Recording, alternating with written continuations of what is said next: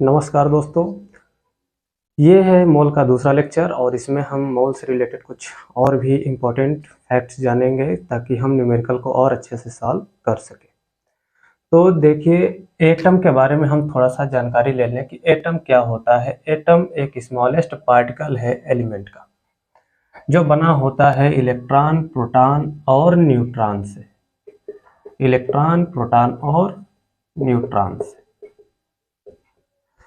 जो मास होता है प्रोटॉन का वो होता है 1.67 इंटू 10⁻⁻24 ग्राम, जिसको हम 1 AMU भी मानते हैं।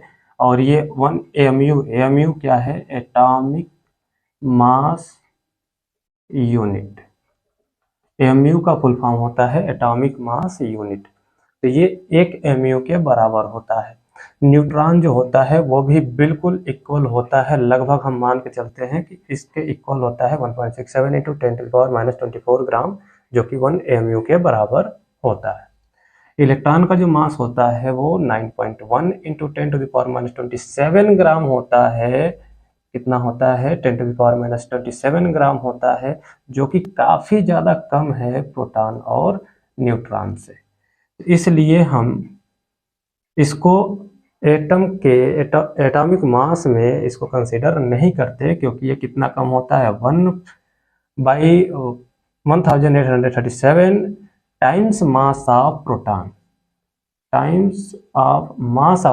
इतना कम होता है, इसलिए हम इसको कंसीडर नहीं करते हैं। मास में कंसीडर किसको ओनली किसको करते हैं? जो एटॉमिक मास होता है उसको हम कंसीडर करते हैं, mass of proton and mass of neutron. इन दोनों को मिला करके जो मास आता है उसको हम एटॉमिक मास कहते हैं। इतना आप सभी को क्लियर है? तो अब हम देखेंगे अब इससे मोल से रिलेटेड न्यूमेरिकल्स।